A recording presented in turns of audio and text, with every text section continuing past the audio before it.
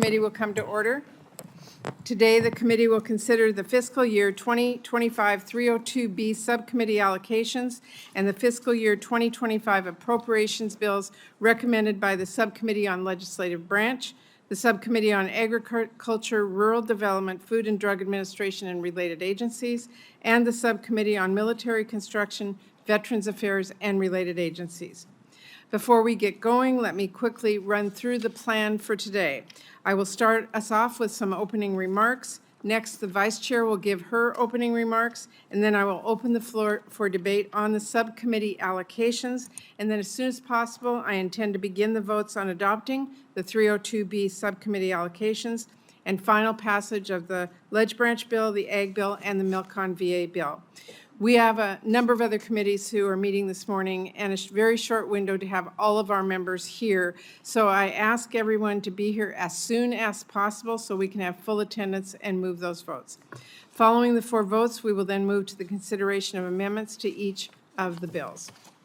So with that, I want to thank all of my colleagues on both sides of the aisle, committee staff, Vice Chair Collins, and our subcommittee leaders, Senators Reed and Fisher on the Ledge Branch Subcommittee, Senators Heinrich and Hoeven on the Agriculture Subcommittee, and Senators Sinema and Bozeman on the Milcon VA Subcommittee, who have put in very hard work to pull together 3 strong bipartisan bills.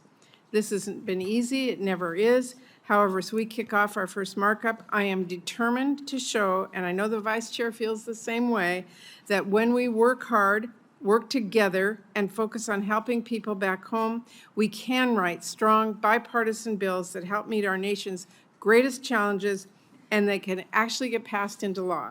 That's exactly what this committee did last year, and I hope we will be able to do it again this year.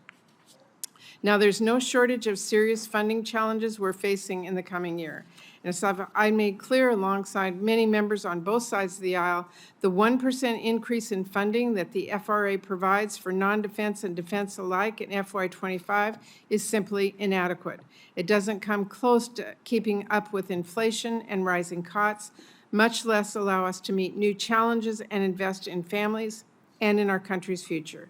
I have warned that if we don't work to address the inadequate funding levels, we're not simply looking at treading water, we're looking at cuts to services people count on each and every day and jeopardizing investments that keep our country strong, everything from WIC and housing assistance to our investments in life-saving medical research, to our efforts to keep our communities safe and stay ahead of our adversaries, and so much more.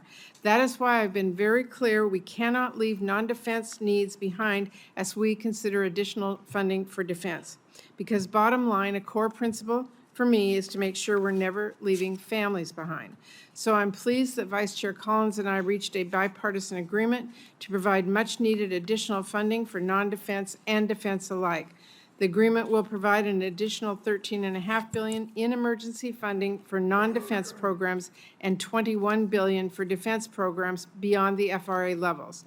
This additional funding in our bipartisan agreement is crucial. It will help make sure we can address serious shortfalls, tackle urgent new challenges here at home and abroad, prevent devastating layoffs and cutbacks to services, and invest in families and our country's future.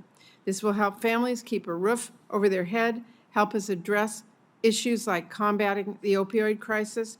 When it comes to growing our economy, this is going to help us keep our edge and address the child care crisis that is holding our nation back. When it comes to our global leadership, this is going to help us build on the investments we delivered in the National Security Supplemental that Congress passed to keep our nation safe, stand against dictators like Putin, counter the growing influence of the Chinese government, and strengthen deterrence to prevent conflict. We still have a lot of work ahead of us to go from top lines to final passage of strong bipartisan bills.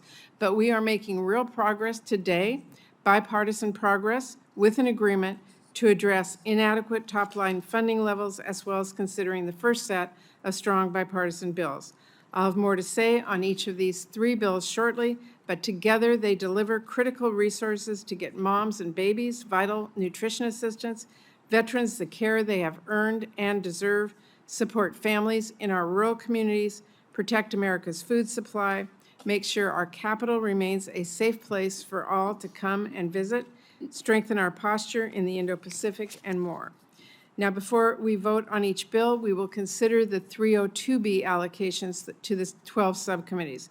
The chairman of the Budget Committee has given this committee a 302A allocation pursuant to the Fiscal Responsibility Act and the Congressional Budget Act.